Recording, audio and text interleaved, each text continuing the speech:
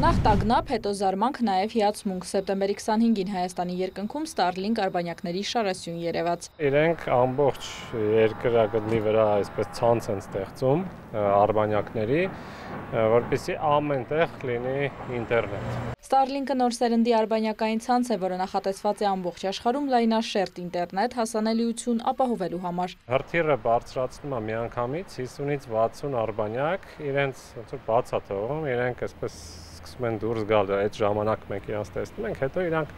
ցրվում են, արդեն ամեն մեկը իր տեղն է զբաղեցնում, արդեն աչքի չեն ընկնում։ Հիմա այսինքն երեք հրթիռը բաց է թողել նոր արբանյակներ ու մենք դա ենք տեսել։ Մենք տեսել ենք ոնց է այդ խումբը արբանյակների նոր դուրս եկել հրթիռից ու քիչ-քիչ այսպես իրար հետևից փոխվում են իրարից, բայց երբ որ իրար մոտ են, տենց իրուն մի գծով գնում։ Իսկ մեզ համար տեսանելի են, քանի որ թռիչքը համեմատաբար ցածր է։ Արբանյակները շատ ցածր են, մոտավորապես 300-ից 600 կիլոմետր բարձրության տարբեր բարձրությունների վրա են։ Դրա համար շատ լավ տեսանելի են ու շատ արագ են շարժվում։ Այժմ ընկերությունն ավելի քան 2300 նման սարք ունի, ավելի քան կես միլիոն ակտիվ բաժանորդներով։ Ի սկզբանե նախատեսվում էր գործարկել 12000 Starlink արբանյակ, սակայն ընկերությունը ևս 30,000 արբանյակի հայտ է ներկայացրել։ Նպատակը երկիր մոլորակի ցանկացած անկյունում գերարագ ինտերնետ ապահովելն է, բայց արբանյակների ավելացումը աստղագիտության ոլորտում խնդիրներ է առաջ բերում, աստղերը պակաս տեսանելի են դարձել։ Հիմա փորձում են այդ արբանյակները սև սարքեն, որ չերևան, բայց դեռ որ դրանք տենց լավ պայծառ երևում են, մոտավորապես ժամ ու կեսվա մեջ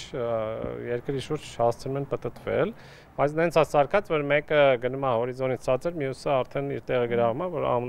անընդհատություն լինի ինտերնետ կապի։ Քիչ չեն նաև ընկնող արբանյակները պարբերաբար փոխարինվում են նորով, նշում է Մարտիրոսյանը, շտապում ավելացնել, քանի որ Starlink-ի արբանյակները փոքր են, ընկնելիս վտանգ չեն ներկայացնի։ Սովորաբար արբանյակը այնպես է, որ ընկնելուց ինքը հասցնում է այրվել, նենց որ մեզ չի հասնում, շատ տեսնենք ընկնող աստղ։ Մեր երկնքում ավելի հաճախ կարող է տեսանելի լինել այսպիսի շարասյուն, շուտով գերարագ ինտերնետ մատակարարող համակարգը հասանելի է լինելու նաև մեր տարածաշրջանում։ Վրաստանը այս տարվա վերջը է սկսելու աշխատել, Հայաստան, Ադրբեջան,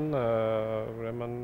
մյուս տարվա սկիզբ։ Ի դեպ, չնայած Starlink-ը նախատեսված է օգտատերերին ամենուր գերարագ ինտերնետով ապահովելու համար, բայց կան սև ցուցակում հայտնված երկրներ։ Ըստ ցանցի կայքում հրապարակված ծածկույթի քարտեզի Starlink-ին չեն կարողանա միանալ Ռուսաստանի, Չինաստանի, Բելարուսի, Իրանի, Աֆղանստանի և Հյուսիսային Կորեայի բնակիչները։ Իրինամ Կրչյան, Տիգրան Բաբայան, լուրեր։